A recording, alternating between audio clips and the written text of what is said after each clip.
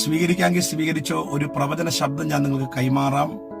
നിഷേധിക്കാൻ കഴിയാത്ത അടയാളങ്ങൾ ദൈവം നിങ്ങളുടെ ജീവിതത്തിനകത്ത് ചെയ്യാൻ പോവുകയാണ്. എന്നിട്ട് നിങ്ങളുടെ ജീവിതത്തിന്റെ പിന്നിൽ മറഞ്ഞിരുന്ന് പ്രവർത്തിക്കുന്ന ഒരു വ്യക്തി ഉണ്ടെന്ന് ദൈവം ഈ നാളുകളിൽ വെളിപ്പെടുത്താൻ പോവുകയാണ്.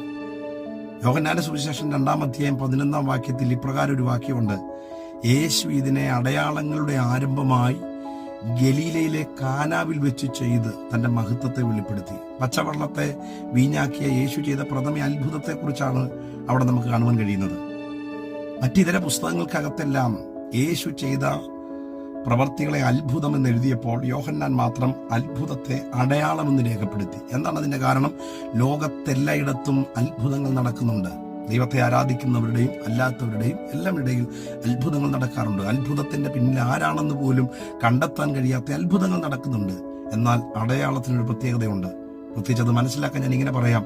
ഇലക്ഷൻ സമയങ്ങളിൽ നമ്മൾ ഇലക്ഷൻ ബൂത്തിലേക്ക് ചെല്ലുമ്പോൾ, വോട്ട് ചെയ്യാൻ രേഖപ്പെടുത്താൻ ചെല്ലുമ്പോൾ, നാം വോട്ട് ചെയ്യാൻ പോകുന്ന ആളിനെ പ്രതിനിധീകരിക്കുന്ന ഒരു അടയാളമോ ചിഹ്നമോ അവിടെ കാണും.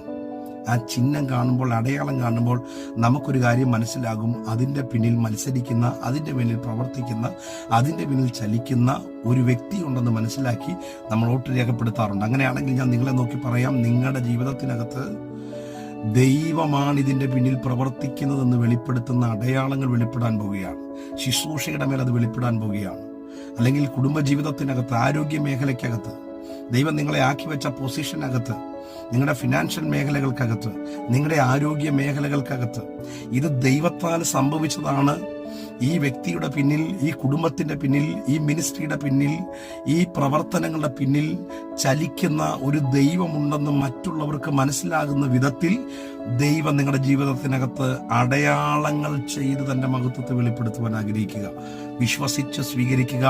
ഇത് പറയുമ്പോൾ മുടങ്ങിക്കിടക്കുന്ന ചില യാത്രകൾ തുറന്നു വരുന്നതായിട്ട് എനിക്ക് ആത്മാവിൽ വ്യക്തമാകുന്നു. ദൈവമാണ് ആ വഴി തുറന്നത്. ദൈവമാണ് ആ സാധ്യത തുറന്നത്. ദൈവമാണ് ആ കുടുംബത്തിന് വേണ്ടി പ്രവർത്തിച്ചത്. ആമേൻ എന്ന് പറയുന്ന വിധത്തിലുള്ള സ്പഷ്ടമായ ദൈവിക അടയാളങ്ങൾ നിങ്ങളുടെ ജീവിതത്തിനകത്ത് നടക്കും. അത് യേശുവിന്റെ നാമം മഹത്വം എടുക്കുവാൻ കാരണമാകും. God bless you. കർത്താവ് നിങ്ങളെ അനുഗ്രഹിക്കട്ടെ. ആമേൻ.